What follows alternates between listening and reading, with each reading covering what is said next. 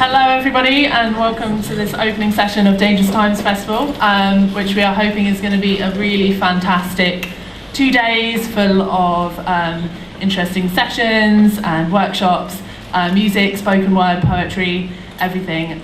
So really big welcome to everybody. Thank you for coming down so early on a Saturday morning. It's great to see everybody here. I'm Fran, I'm one of the organisers of Dangerous Times Festival and a member of Counterfire. And I'm sure, like me, after last weekend's amazing demonstration, amazing show of strength in which we had about 250,000 people out on the streets united in their opposition to austerity, lots of people are now asking what next. So to discuss just that, we've got 4 brilliant speakers who I'll introduce fully before they each speak. We'll also have plenty of time for questions and discussion from you guys. So first of all, I'd like to introduce a Tower Hamlets councillor, an inspirational campaigner and ex-mayoral candidate. She stood on an explicitly anti-austerity platform, left of Labour, and got an incredible 26,000 votes here in Tower Hamlets. It's a real privilege for me to introduce Rabina.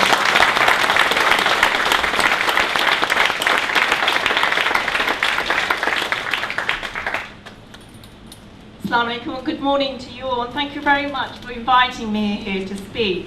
You can't vote for me anymore, but I've still got my manifesto, and I thought I'd bring it with me just to tell you some of the things that I promised in my manifesto.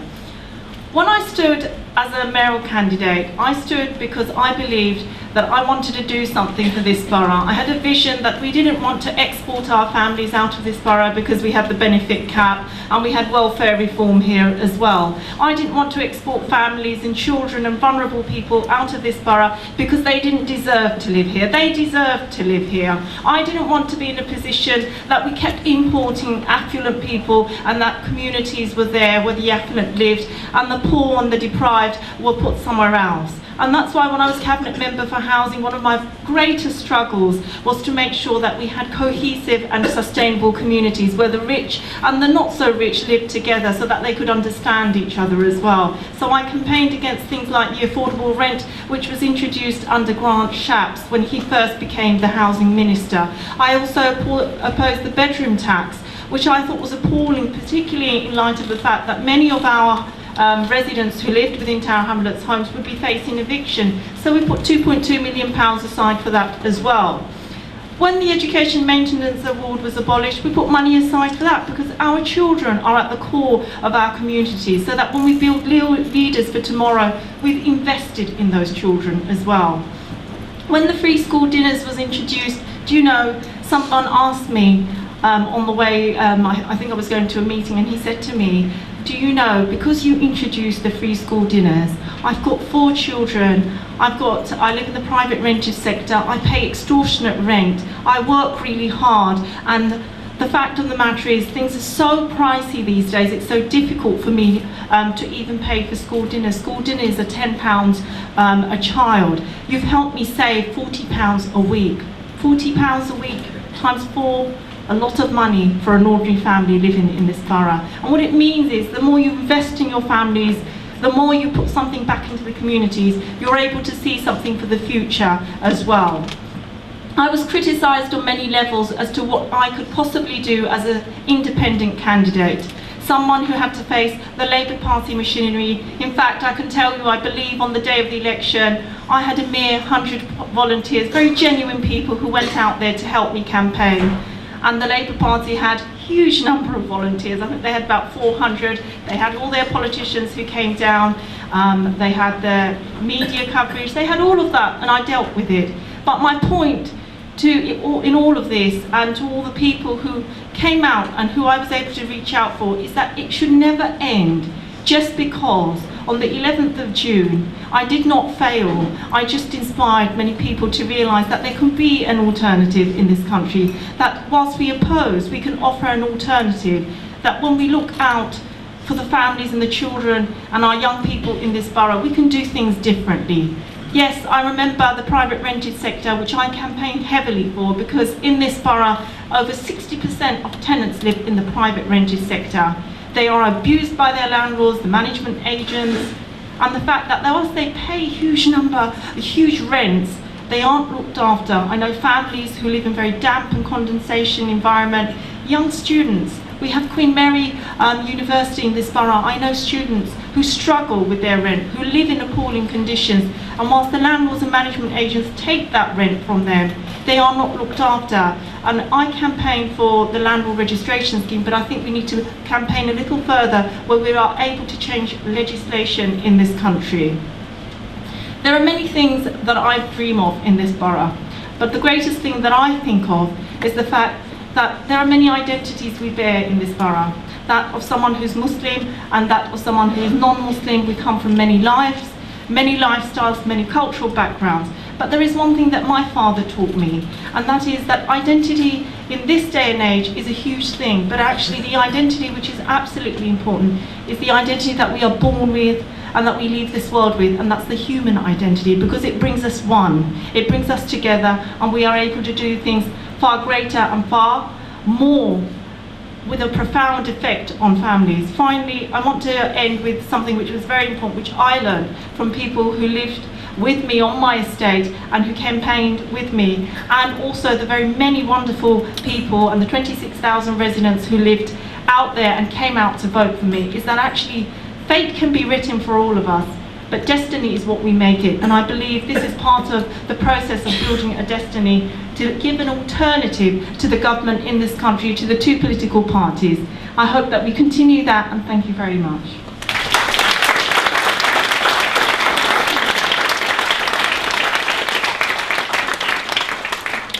Thank you, Rabina.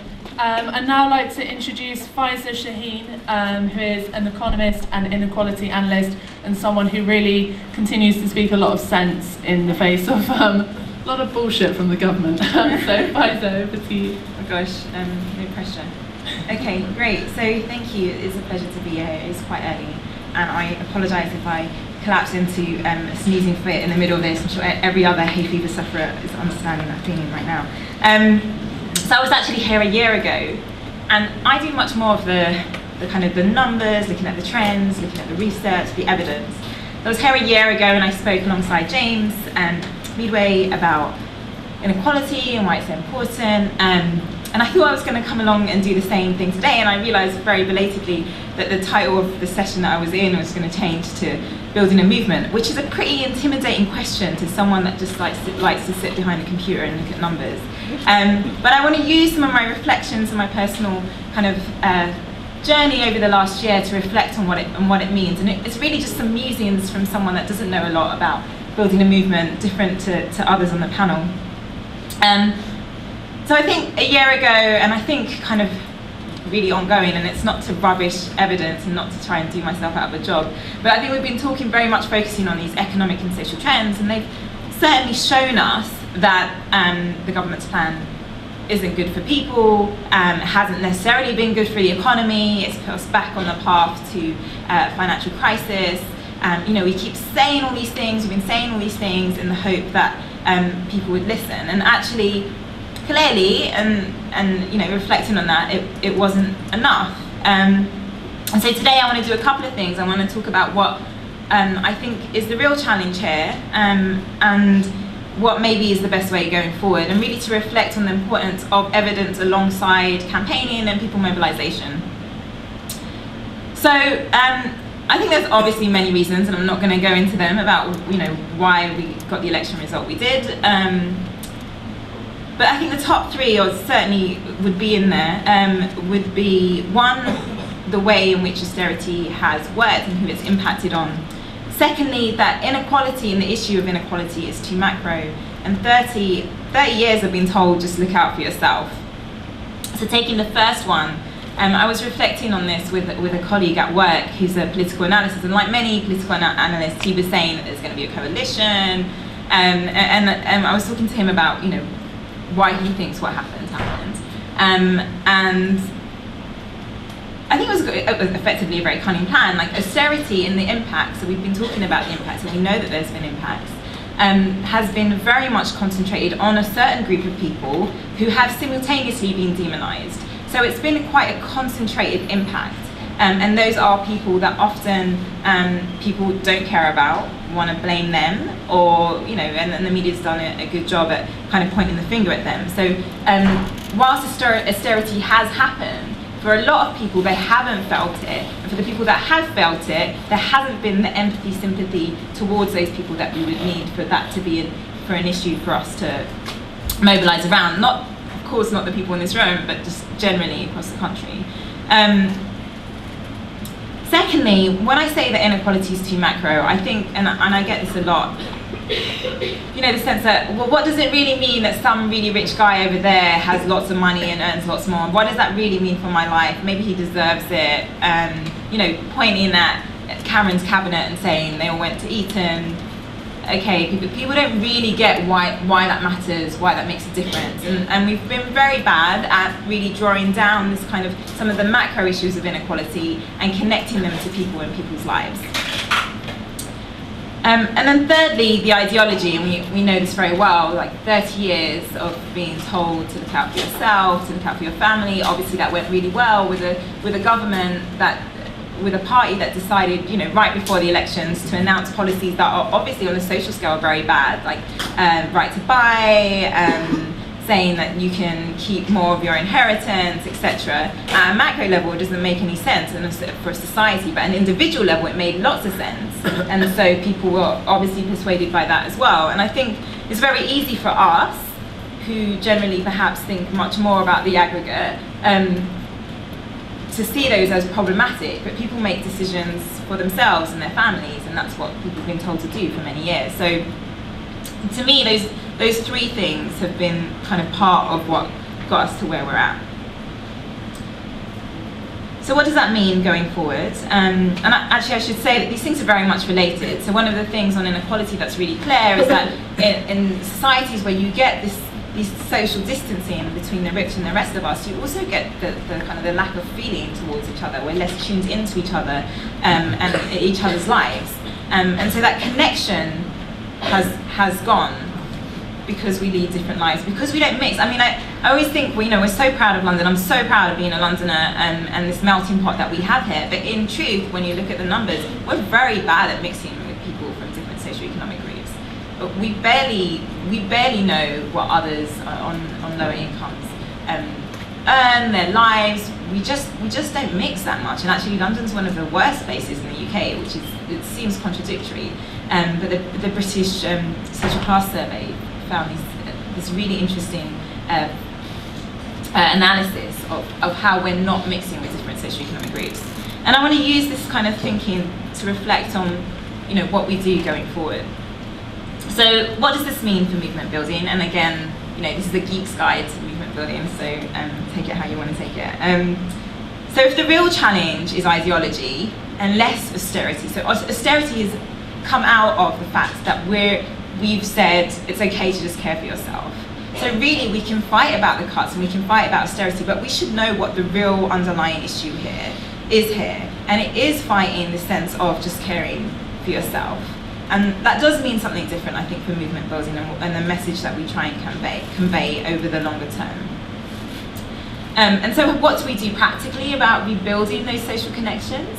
I think probably others on the panel are probably a better place to answer that, but I think one of the things is that we need to start local, and London's a bit different, but I think anywhere in the country we need to start local. And I think it's often about knowing people. I often say this about race. Like, I was lucky enough to grow up with people from so many different racial backgrounds, and so I didn't have the same kind of racial stereotypes as the people that perhaps didn't know those people.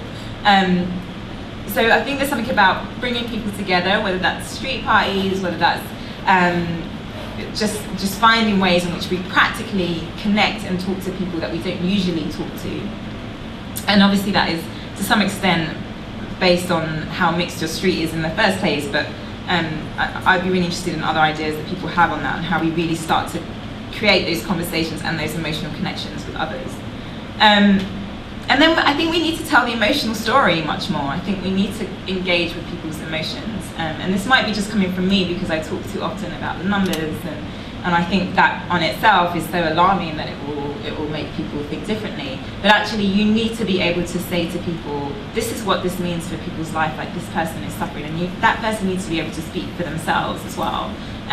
There's been some really great documentaries recently, one of which really stood out to me, where they were showing some families being kicked out of their homes, and it was so emotional. And I have remember my husband's family, I should say, who is very, very right wing, and even he watched it, and I basically encouraged him to watch it, and even he found it heartbreaking, because you can't deny people are people, we're humans, people connect with those things. So right or left wing, I think there's something about telling those emotional stories. So I'm just going to leave it there, and I hope we can continue this discussion. Thank you.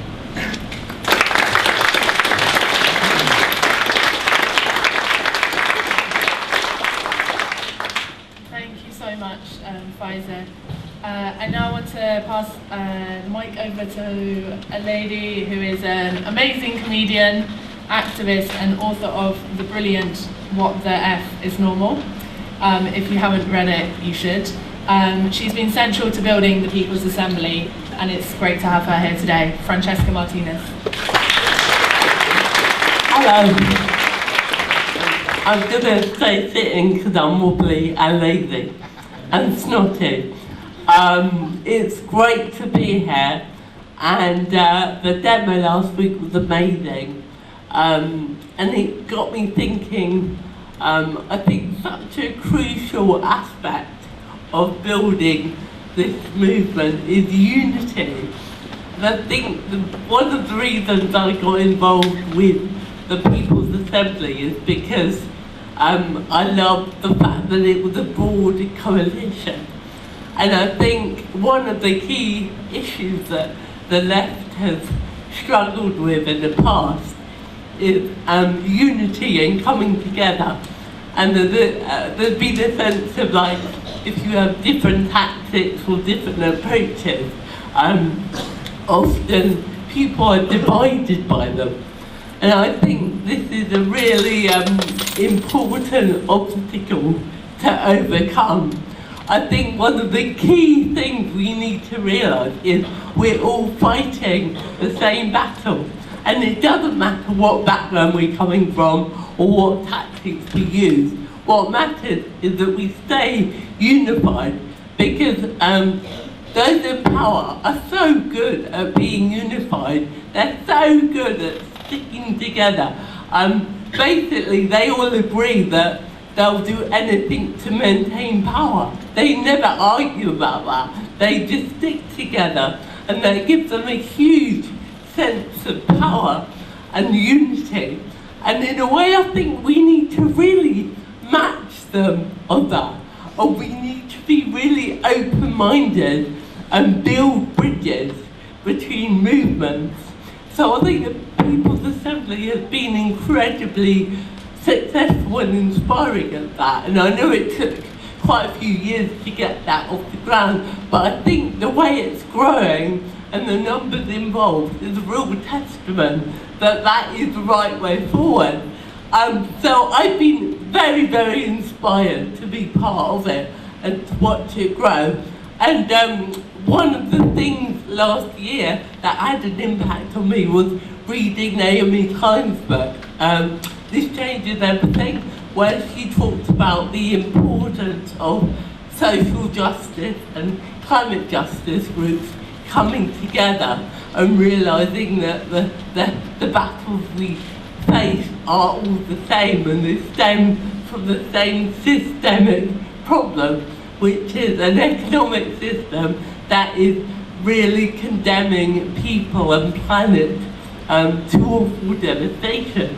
And I just found that very, very interesting, because it really made me focus on how important it is that we continue to focus on the common goal, which is fighting for a world which respects people and planet and puts them first. So I think the People's Assembly has been an incredible example of what can be achieved, and I hope that we continue to build bridges. On the question of austerity, I think austerity's a really complex policy, and I think it's like almost a two-pronged attack on people. I think the first aim of austerity is really to plunge people into economic desperation, to erode expectations of quality of life, and to really create a culture where there is no social responsibility or compassion or support. And obviously this aim is very sinister and dubious. And I think the second aim of austerity is really to sell people politics of fear and hate. And when you have people who are very disenfranchised, very struggling, stressed, overworked, underpaid, not only are they economically desperate and prepared to take any job for any condition, and therefore the perfect worker for a capitalist system, they are more susceptible to a culture of blame. And so in that environment, aided by the corporate press, if we then have a divide and rule tactic of, blame the immigrant, blame the single mom, blame the welfare claimant, it's a culture that is ripe to be exploited because people are looking for someone to blame. So I think it's really important that we understand what kind of culture austerity creates. And a lot of people out there still think austerity may be harsh and wrong, but it's much needed. But in fact, the economics don't back this view up. And in the UK alone, 2/3 of economics this year said that they felt austerity had actually harmed the economy. And also an Oxford professor estimated that austerity had actually cost the UK £100 billion because it has had such a detrimental effect. So I think it's really important that wherever we can, we start to challenge this rhetoric. Like medicine is a bitter pill to swallow, but we have to swallow it. No, we don't have to swallow it. It doesn't make any sense economically, as well as being highly immoral. So I think that's really important that we start to fight back against the sense that cuts are needed. They are not needed. The way out of it is austerity with mainstream economics is to actually spend more and invest in society, create more jobs. So I think wherever we can, we need to spread this message that austerity is totally and utterly ideological and is actually costing people money. And my final point is that I think there's often a sense that politics is separate and is done by people in Parliament. And I think a lot of people feel very alienated by the language and the way in which politics is presented. And I remember the other week when Jeremy Corbyn got on the Labour leadership ballot, I tweeted that it was so great to have a brilliant human being on the ballot. And some responses were like, well, what does that matter, And I thought, wow, that really embodies the central problem with politics. And the perception that a politician really plays under different rules. And I think, no, ultimately, it is about the kind of human beings we have in power. And labels of left or right or, fiscally responsible, all these labels, they really obscure the fact that ultimately policies are either moral or immoral. They either create a better world or a worse one. They either increase equality or they increase inequality. So I think, again, we really need to start challenging the labels.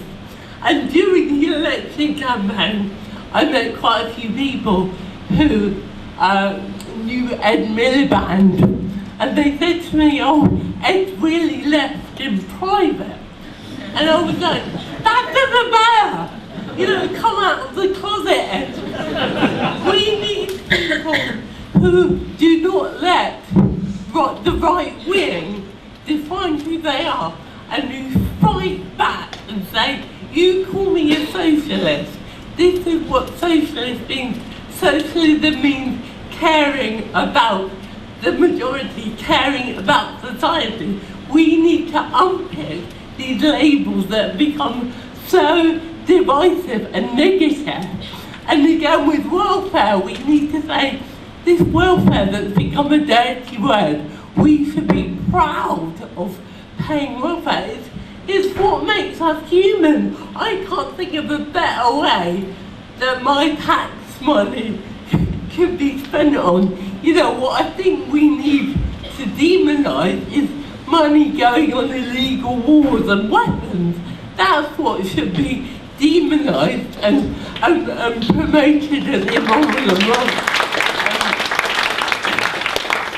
So I just want to wrap up by saying it's really important that we start talking in language that people understand, that people really get, and that they can feel connected to. And ultimately, politics is about morality. They try so hard to keep that idea and that word out of politics, but that's what it's about. So I think we really need to keep talking about the fundamental ideas in politics as being values. It's what we value as human beings. And currently, our fundamental goal is GDP. Somehow that's become humanity's goal. I'm not quite sure when that was decided. Must have missed that meeting. So I think we need new ideas and new values. And this system that we're living in and suffering in is the manifestation of disgusting values. Values that place corporate profit above people and planet. So we need new values and new ideas, and we need to be utterly proud of them and know that we have got right on our side. Thank you.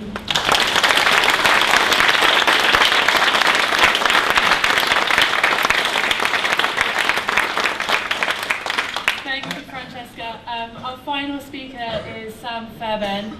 He's a member of Council Fire and the National Secretary of the People's Assembly, and he's also just a tiny thing, the organiser of the massive demonstration last weekend. Sam Fairbairn.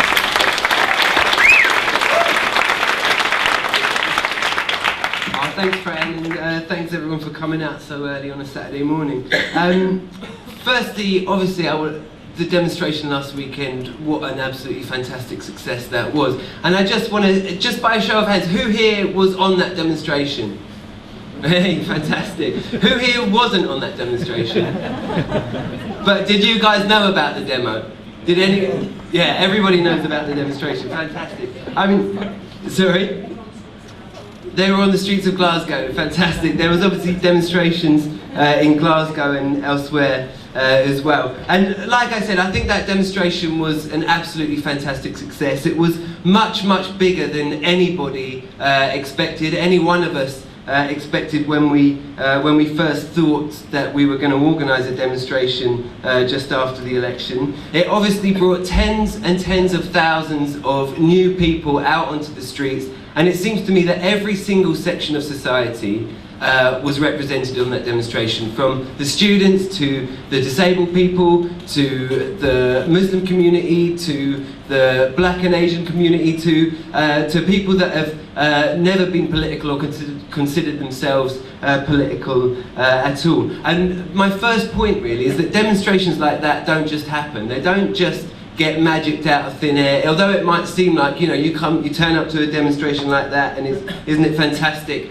that there's so many people out on the streets, these things just kind of happen spontaneously. Well, actually that demonstration was the culmination really of years and years actually of work that we've been putting in to the organisation into doing these kinds of things.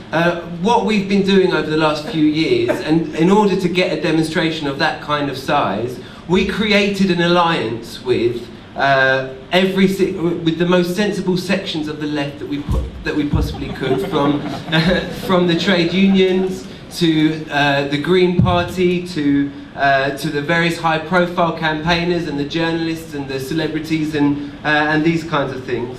And so we constructed that on a kind of national level around austerity, around what we felt we could agree on. But also we did that on a local level as well, and there's lots of people here from local People's Assembly groups. And although you might not hear about this from the mainstream media and some of the rest of the left, to be quite frank, but we actually organised over the last few months a whole series of historic-sized meetings and events in towns and cities up and down the country. I mean, we're talking about hundreds and hundreds of people in areas from Newcastle, Manchester, Bristol, Norwich, up and down the country. There was massive, massive events that took place prior to the election even, but also just after the election in every town and city up and down the country. And I think the point of this really is there's a kind of art form when it comes to creating a campaign like this, and that is the art form of working within a united front. And the strategy has got to be that you seek to unite with people that you may disagree with on a whole number of different things. I disagree with Len McCluskey on the Labour Party. I disagree with Owen Jones on the Labour Party. I disagree with Francesca probably on some things. I disagree with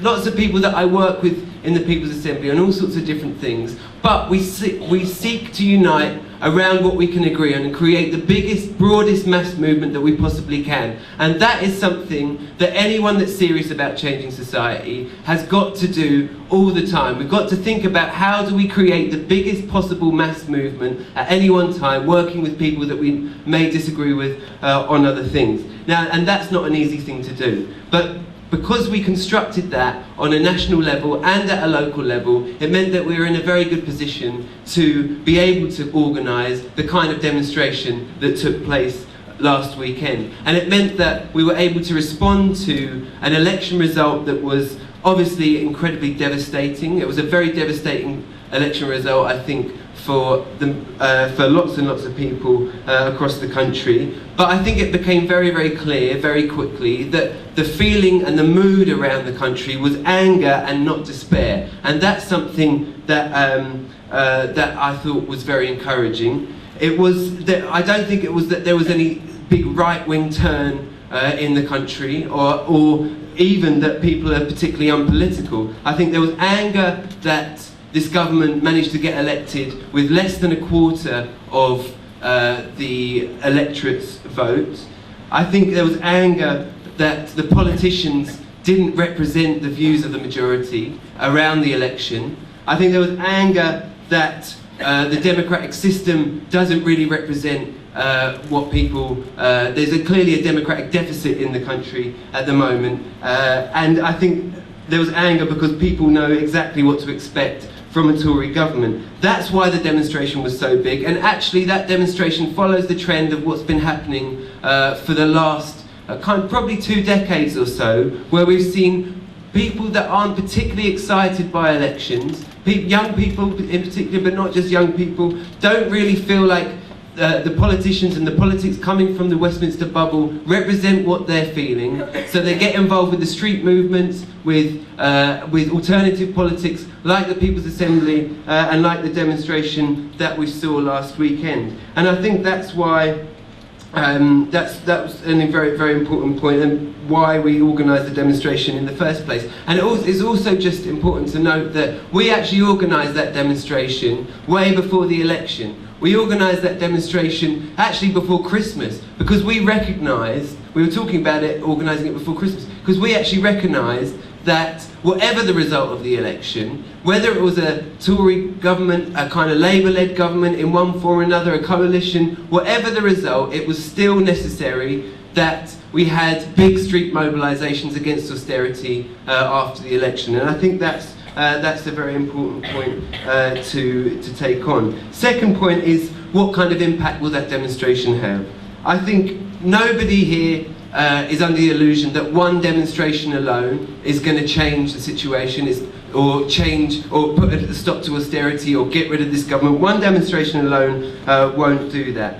But I'll tell you now, that demonstration did have a big impact on the government. The government were actually worried about that demonstration, and I'll tell you why we know that. When we were negotiating with the police about the route and about all these kinds of things that you have to do when you organise a demonstration of that kind of scale, the police actually told us that the Home Office had been in touch with them about the demonstration, and that they were worried that it's going to kick off and they need to put on extra security. They brought in at the last minute a police officer to deal with that, a senior police officer to deal with that demonstration, who the police that we usually negotiate with had no idea who this guy was. We had no idea who this guy was, and he was appointed by the Home Office and by the government to oversee this demonstration. Now, that's just a kind of fraction of what we saw, coming from their side, but they were definitely worried about the impact that this demonstration was going to have. The police went round to every single business along the route and around the city and said, make sure you shut your doors on that day, because there's going to be a big demonstration and they're going to target you. Which obviously we didn't particularly want to smash up any businesses on that day, but they still did that. And you know that you're having an impact when the right-wing press really go for you, when the Murdoch press and the right-wing press really go for you. Now, the Daily Mail ran 4 articles about the demonstration in the run-up to the demonstration, and they've run 3 articles since the demonstration, attacking the demo in all sorts of different ways. The Times ran an article on Thursday attacking the demonstration and attacking what we wanted to do around the demonstration, attacking me in particular. But this is when you know that you've got a big movement on your hands, and when the right wing are worried about it, that still newspapers like the Times are commenting on it almost a week after the demonstration has happened itself. Not only that, that demonstration is going to have a massive impact on, well, and already has had an impact in terms of the narrative that the mainstream want to put out about austerity. That has disrupted that narrative. We disrupted their narrative about austerity. We put very, very clearly that there was an alternative, and I think virtually everybody in the country knew that there was a big, big demonstration taking place on that day with hundreds of thousands of people out on the streets. And that's something that you don't hear every day from the mainstream. For the tens of thousands of new people that were on that demonstration, and not just them, but everybody else as well, that demonstration will have a direct impact on the confidence that they feel to take further action going forwards. And I think that's one of the most important things. So what next? If we're to beat austerity, we've already said that one demonstration alone isn't going to do it. So we need to hit them again and again and again. We have to continue this. One big demonstration every year isn't going to help. We need to make sure that we create a political crisis for this government, and that can only happen if we keep coming back and hitting them again. And I think there's 3 things that we need to do going forwards. Firstly, it's obvious that the People's Assembly really now is the only game in town and the best placed organisation to be able to take that forwards and to take that task on and to do that. So I think it's very, very important that People's Assembly groups We've already got over 100 around the country. We've had dozens being set up since the demonstration, but we need to make sure, firstly, that the existing People's Assembly groups are properly rooted in our communities. We need to build on the strength bring back the people that came to that demonstration, bring them into the organisation of the People's Assembly itself. They need to take responsibility for the movement going forwards. And if there's not a People's Assembly in your area, you need to set one up. This is absolutely crucial right now that we have People's Assembly local organisations up and down the country. Secondly, on the 8th of October, George Osborne will be delivering his emergency budget. That's when, 8th of July, you're right.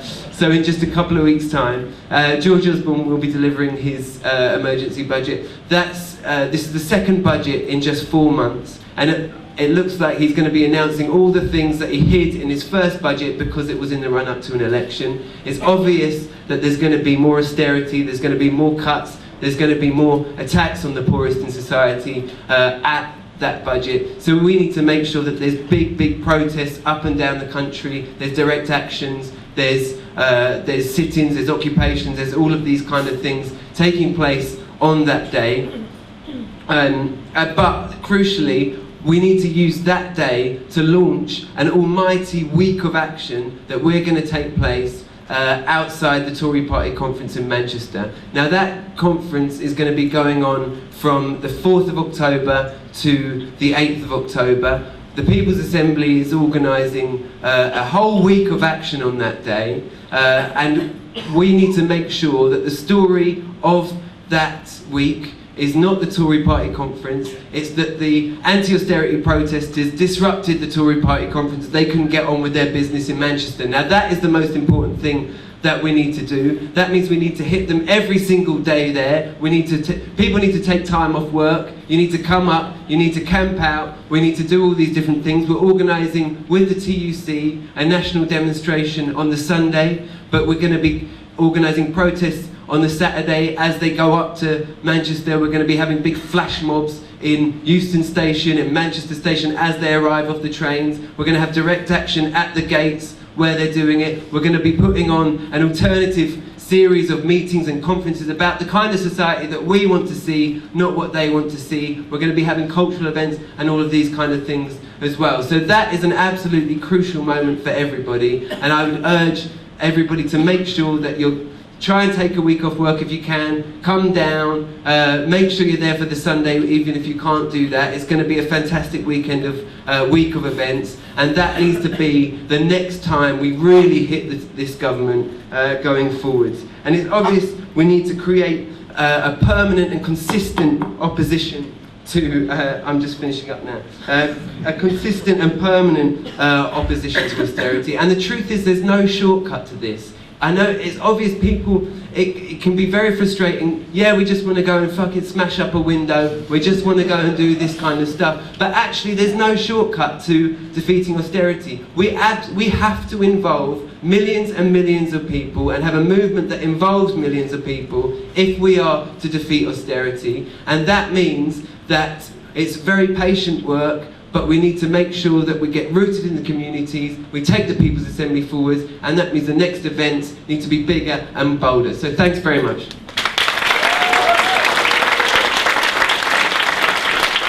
Thank you, Sam.